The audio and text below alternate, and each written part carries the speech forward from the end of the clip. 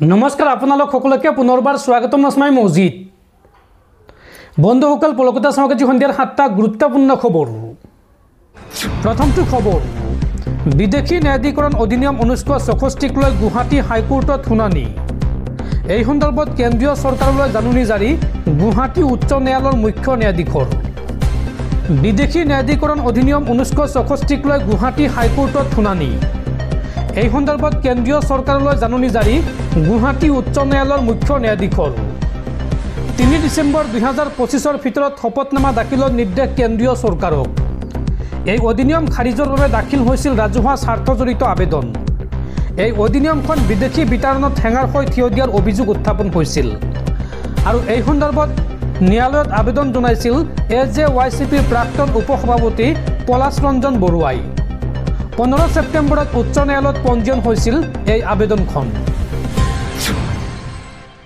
পৰৱৰ্তী খবৰ সুবুৰীয়া ৰাজ্য মেঘালয় আৰু অসমৰ চালকসকলৰ মাজত ভয়ংকৰ সংঘাত অসমৰ বাহন মেঘালয়ৰ পৰ্যটন ক্ষেত্ৰত যোৱাত বাধা আৰোপ চালকসকলৰ টুৰিষ্ট স্পটলৈ যাবলৈ হ'লে পৰ্যটকক মেঘালয়ৰ বাহন ব্যৱহাৰৰ হেঁচা আৰু ইয়াৰ প্ৰতিবাদত মেঘালয়ৰ বাণিজ্যিক বাহনক অসমত প্ৰৱেশ কৰাত বাধা অসমৰ চালকসকলৰ অসমৰ বাহন মেঘালয়ৰ পৰ্যটন ক্ষেত্ৰত যোৱাত বাধা আৰোপ টুৰিষ্ট স্পটলৈ যাবলৈ হ'লে পৰ্যটকক মেঘালয়ৰ বাহন ব্যৱহাৰৰ হেঁচা আৰু ইয়াৰ প্ৰতিবাদত মেঘালয়ৰ বাণিজ্যিক বাহন অসমত প্ৰৱেশ কৰাত বাধা খানাপাৰা যোৰাবাট ৰাণী গেটত অসমৰ চালকে বাধা দিছে মেঘালয়ৰ গাড়ীক মেঘালয়ৰ পৰ্যটন ক্ষেত্ৰসমূহত অসমৰ বাহন প্ৰৱেশত বাধা আৰোপ মেঘালয় টুৰিষ্ট কাৰ এছ'চিয়েশ্যনে বাধা দি আহিছে অসমৰ বাহন প্ৰৱেশত বুধবাৰৰ পৰা মেঘালয়ৰ পৰ্যটন ক্ষেত্ৰসমূহত অসমৰ বাহন প্ৰৱেশত নিষেধাজ্ঞা জাৰি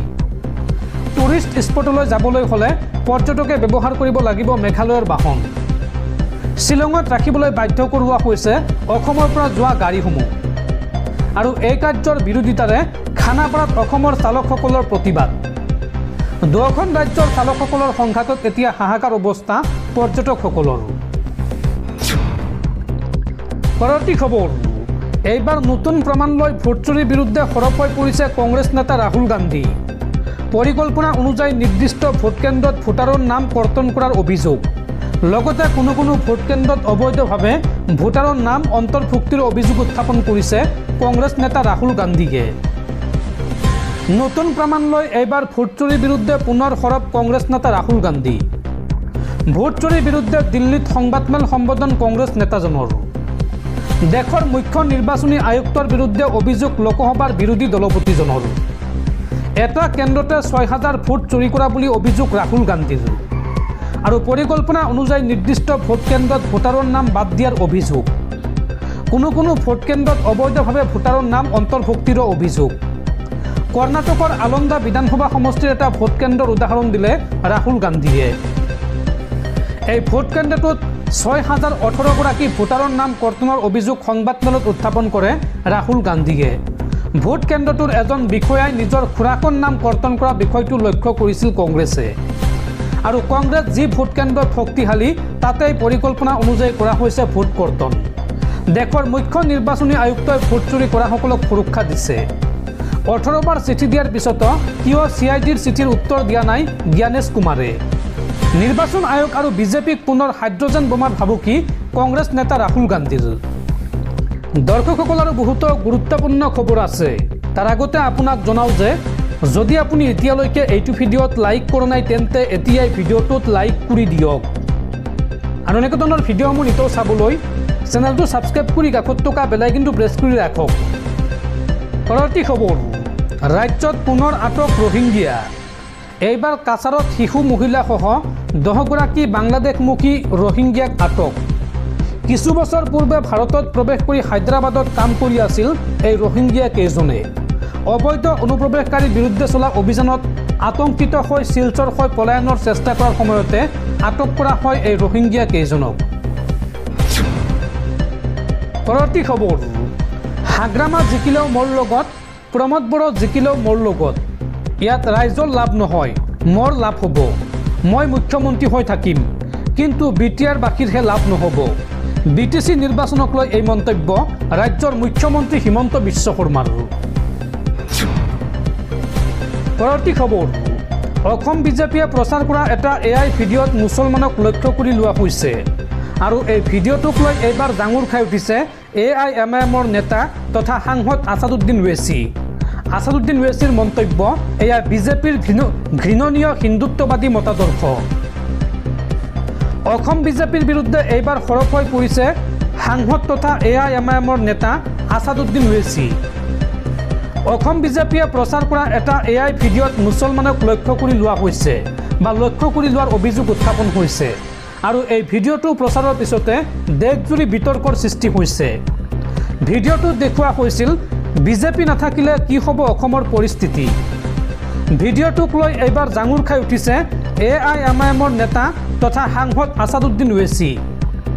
বিজেপি নাথাকিলে মুছলমান সংখ্যাগৰিষ্ঠ হ'ব বুলি দেখুওৱা হৈছে এই ভিডিঅ'টোত আৰু এই সন্দৰ্ভত নেতাগৰাকীয়ে কৈছে এয়া বিজেপিৰ ঘৃণনীয় হিন্দুত্ববাদী মতাদৰ্শ।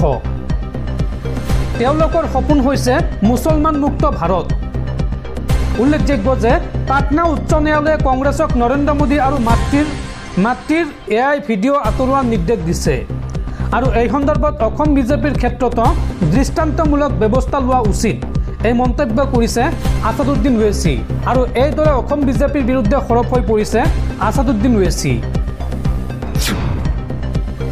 পৰৱৰ্তী খবৰ নৱম আৰু দশম শ্ৰেণীৰ ছমহীয়া পৰীক্ষা বাতিল। বানপানীৰ বাবে শিক্ষা বিভাগে জাৰি কৰিলে এই নিৰ্দেশনা। গোলাঘাট জিলাত অপৰিৱৰ্তিত বান পৰিস্থিতিৰ বাবে এই সিদ্ধান্ত। নৱম আৰু দশম শ্ৰেণীৰ ছমহীয়া পৰীক্ষা বাতিল। বানপানীৰ বাবে শিক্ষা বিভাগে জাৰি কৰিলে এই নিৰ্দেশনা। গোলাঘাট জিলাত অপৰিৱৰ্তিত বান পৰিস্থিতিৰ বাবে এই সিদ্ধান্ত। 20 ছেপ্টেম্বৰৰ পৰা নৱম আৰু দশম শ্ৰেণীৰ আছিল ছমহীয়া পৰীক্ষা। গোলাঘাট জিলাৰ প্ৰতিখন বিদ্যালয়লৈ জাৰি কৰিছে এই নিৰ্দেশনা আৰু এতিয়া দুৰ্গা পূজাৰ পিছতহে অনুষ্ঠিত হ'ব ছমহীয়া পৰীক্ষা। উল্লেখযোগ্য যে ধনশিৰি দয়াং আৰু কলিয়নী নদীৰ বানৰ সংহাৰ অব্যাহত আছে এই জিলাখনত। বহু বিদ্যালয় এতিয়া পানীৰ তলত। ঘৰ দুৱাৰ এৰি বানাক্ৰান্তই আশ্ৰয় লৈছে শিবিৰত, যাৰ পৰিপ্ৰেক্ষিতত এই সিদ্ধান্ত লৈছে জিলা প্ৰশাসনে। পৰৱৰ্তী খবৰ বাংলাদেশৰ সাধাৰণ নিৰ্বাচনত ভোটদান কৰিব নোৱাৰিব বাংলাদেশৰ প্ৰাক্তন প্ৰধানমন্ত্ৰী শ্বেখ হাছিনাই। পদচ্যুত প্ৰধানমন্ত্ৰী শ্বেখ হাছিনাৰ ৰাষ্ট্ৰীয় পৰিচয় পত্ৰ লগ কৰিছে বাংলাদেশৰ নিৰ্বাচন আয়োগে। উল্লেখযোগ্য যে দেশখনৰ ছাত্ৰ আন্দোলনৰ হিংসাত্মক পৰিস্থিতিৰ বাবে 2024 চনৰ 5 আগষ্টত পতন হৈছিল হাছিনা চৰকাৰৰ। পৰৱৰ্তী খবৰ অসমত দাদাগিৰি কৰিবলৈ আহি এইবাৰ পুহুকে দেখালে নাগালেণ্ড আৰক্ষীয়ে। অসমৰ ভূমিত নগা আৰক্ষীৰ টহল প্ৰত্যক্ষ কৰি জাঙুৰ খাই উঠিল প্ৰতিবাদস্থলীত সমবেত ৰাইজ। নাগালেণ্ড আৰক্ষী গবেগ ধ্বনিৰে উত্তাল মেৰাপানী সীমান্ত। অসমৰ প্ৰতিবাদস্থলীত দাদাগিৰি কৰিবলৈ আহি পুহুখেদা খালে নাগালেণ্ড আৰক্ষীয়ে। অসমৰ ভূমিত নগা আৰক্ষীৰ টহল প্ৰত্যক্ষ কৰি জাঙুৰ খাই উঠিল প্ৰতিবাদস্থলীত সমবেত ৰাইজ। নাগালেণ্ড পুলিচ গবেগ ধ্বনিৰে উত্তাল হৈ পৰিল মেৰাপানীৰ ভেলৌগুৰি। উল্লেখযোগ্য যে নগা দখলকৃত অসমৰ ভূমিত নগাই পাম অইলৰ খেতি কৰাক লৈ দ্বিতীয় দিনা উত্তাল প্ৰতিবাদ অব্যাহত আছে মেৰাপানীত। মেৰাপানীৰ ভেলৌগুৰিৰ বিবাদমান চিট ফাৰ্মত উচ্চতম ন্যায়ালয়ৰ নিৰ্দেশনা উলংঘা কৰি নাগালেণ্ডৰ কৃষি বিভাগে পাম অইলৰ খেতি কৰাক লৈ জাঙুৰ খাই উঠিছে মেৰাপানীবাসী ৰাইজ আৰু এই সন্দৰ্ভত বৃহস্পতিবাৰে স্থানীয় ৰাইজ আৰু কেইবাটাও জাতীয় সংগঠনে চিট ফাৰ্মৰ সমীপত অৱস্থান কৰি নগাৰ বিৰুদ্ধে এখন প্ৰতিবাদী সভা অনুষ্ঠিত কৰে। প্ৰতিবাদকাৰীসকলে চিট ফাৰ্মৰ পৰা পাম অইলৰ পুলি উভতাই নিনিয়া পৰ্যন্ত নগাৰ বিৰুদ্ধে আন্দোলন অব্যাহত ৰাখিব বুলি স্পষ্টকৈ জানিবলৈ দিয়ে। উল্লেখযোগ্য যে নগা দখলকৃত অসম ভূমিৰ চিট ফাৰ্মত ৰোপণৰ বাবে ইতিমধ্যে নাগালেণ্ডৰ কৃষি বিভাগে সহস্ৰাধিক পাম অইলৰ পুলি মজুত কৰি ৰাখিছে।